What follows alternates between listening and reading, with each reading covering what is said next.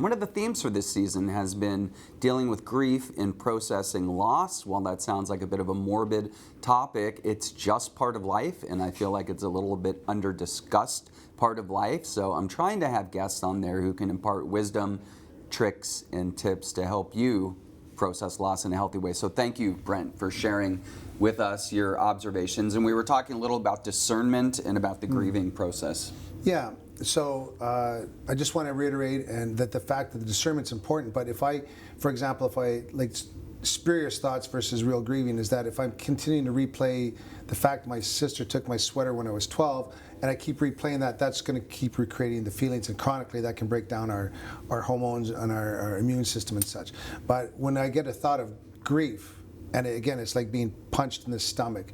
It's so real and it's visceral. I'm instantly dropped to my knees, and I just know now to let the pain out, let the grieving happen, you know. And if you didn't know that you can handle that or you can surf those emotions, it would be like hell. It'd be a living hell on earth to have that much pain, you know, that often. I want to say that. So for me, when that grief happens, I've learned to just stay present. Presence was the key. And then I have the experience, again, like the burp, sneeze, fart, yawn, or laugh. I'm staying with it until it's gone. I always feel better afterwards. I'm thankful for it. Then I return back to gratitude.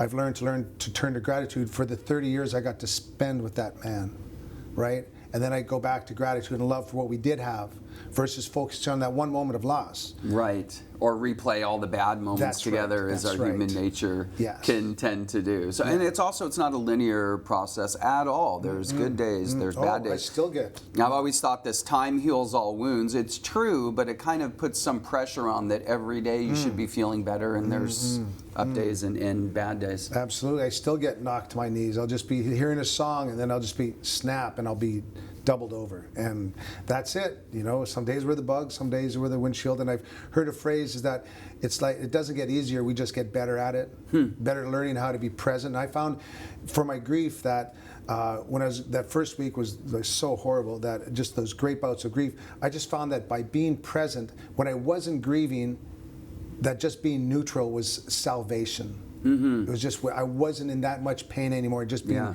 present, I wasn't experiencing the pain, and it was like a glorious feeling of not being in that pain.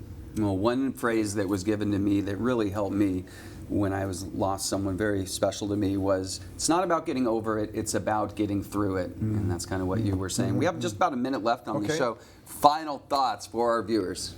Well, you know, that kind of grief is painful, but we're all going to experience that pain, but we don't have to suffer. By a commitment to our self-care, by a commitment to the process of taking care of ourselves, being kind to ourselves. So the greatest service we can be to ourselves and others is being the best version of ourselves. So that's what I really try to do, is be the most kind, understanding person I can be in the moment to everyone, the checkout person, the person in the line, everyone. And I find that love is the key, and that's what they all talk about, that if love is the key and the best way out of this is through this, so that love is the key to unlocking the presence and the compassion and understanding. So that's the game I'm really leaning towards, is love to all, love to myself, and then when those moments happen, they occur, let them happen, and then pick up and then carry on and rinse, lather, repeat, right? I love it. My mom always says, love is the opening door, love is what we came here for. So I like beautiful. The Beatles saying, love, love, love. Love is all you need.